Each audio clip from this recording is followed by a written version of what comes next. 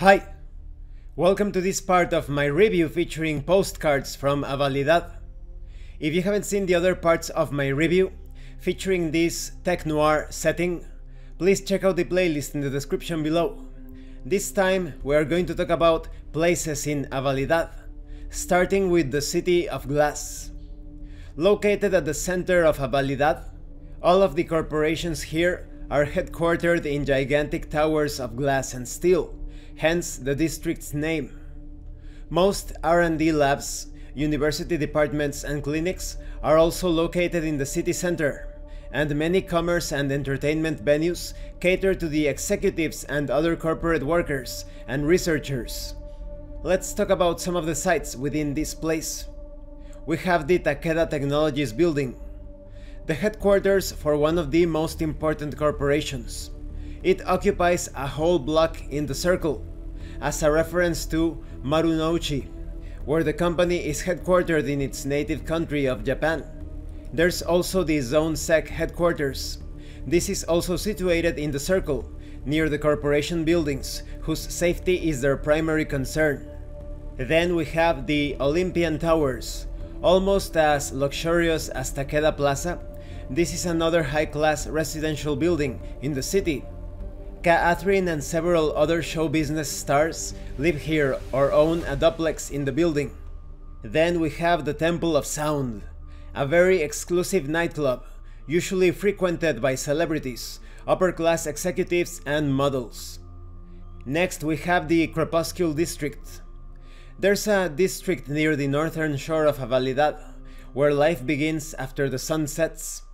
During the day, most of the bars and nightclubs here are closed, but as soon as night falls, the environment immediately changes.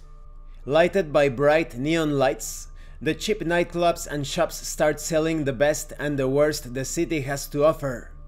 Drugs, guns, prostitution, street fighting matches, street racing, and even some illegal augmentation procedures. We have sites within this place, such as the arcades.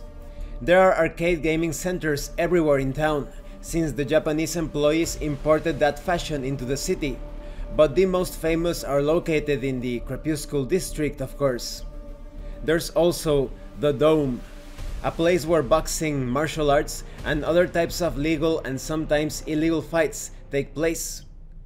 Then we have the Mona Lisa on steroids, a well-frequented bar for electronic music lovers, hackers, and GamePod or Neuropod gamers, where most of the young upper-middle-class rebel poseurs come to drink and shoot the breeze.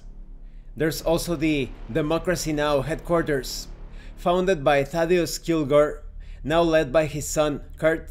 This political movement, which fights for a democratic Avalidad with an elected government and parliamentary representatives, has its headquarters in a small building in the Crepuscule District. There's also the suburbs. This is where people live, and basically that's it. There's not many exciting things happening in a residential area.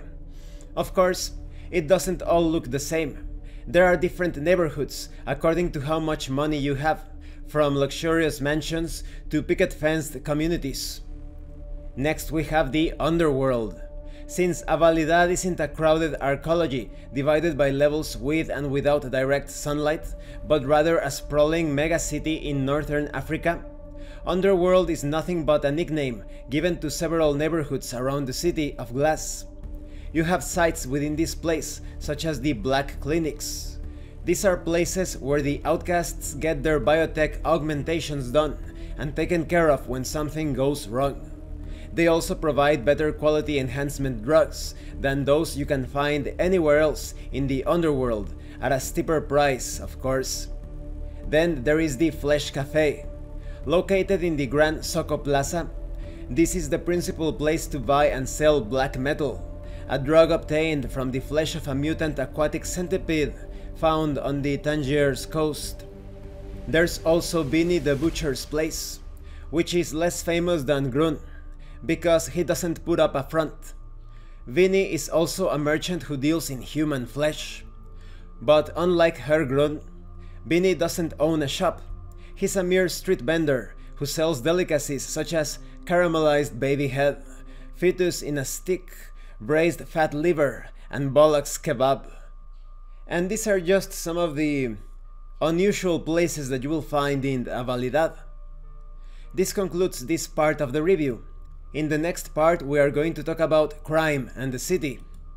I like the contrast in Avalidad for a setting with all sorts of dangerous situations, because some places are somewhat ordinary in other cities, but some others are very disturbing. So you never know what sorts of encounters you are going to experience within Avalidad. Like many other cities in real life, it's a dangerous place within a fictional setting, and if you are not moving carefully, if you do not have the proper resources or contacts, perhaps some solid connections, you could end up walking into the wrong place of the city. Thank you for watching this part of the review. If you have any comments or questions, please let me know. And thank you so much to those of you that have been supporting the channel by sending right through RPG gift certificates. If anyone else wants to further support the channel, the information on how to do that will be in the description below. Once again, thank you, and see you later.